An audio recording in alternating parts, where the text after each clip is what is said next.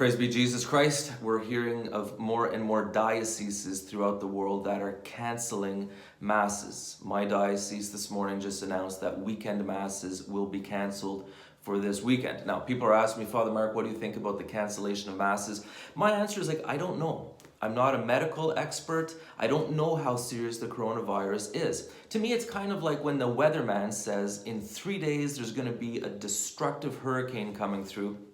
Well, sometimes the weatherman is bang on right.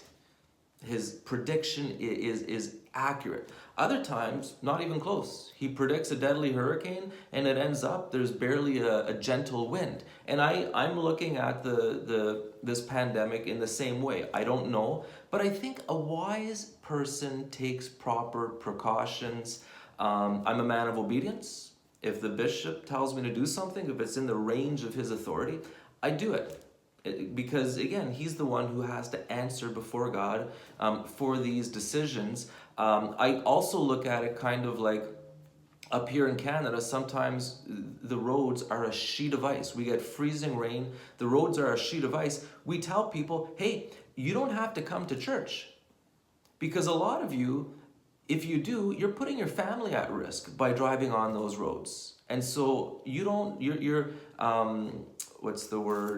dispensed from your Sunday obligations. So I think it's perfectly valid for a bishop, after consulting the people he needs to consult, to say, hey, for the safety of the people, for the well-being of society, we're going to suspend masses. Pray, read the mass readings, watch mass on TV. I think that's good. Now, the thing is as Catholics, we see in the physical realm, but we're also supposed to see in the spiritual realm.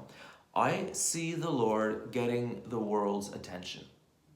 He's getting the whole world's attention, and he's, during this Lenten season, bringing us into a time of social distancing.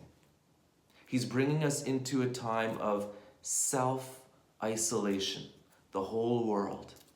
I see the Lord, he's kind of going like this. Could I have your attention, please?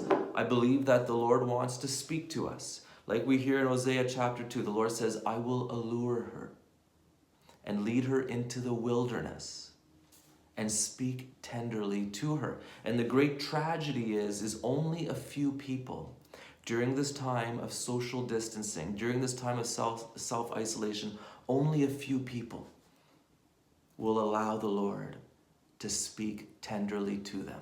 So many of us will drown ourselves by watching, one more YouTube video, or going to the news sites, or getting into other frivolous things, and we won't hear the Lord's still small voice, speaking his wonderful love to us, telling us not to be afraid.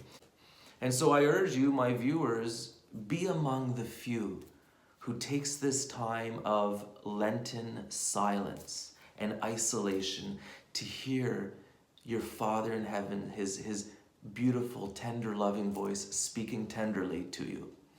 Viva Christore!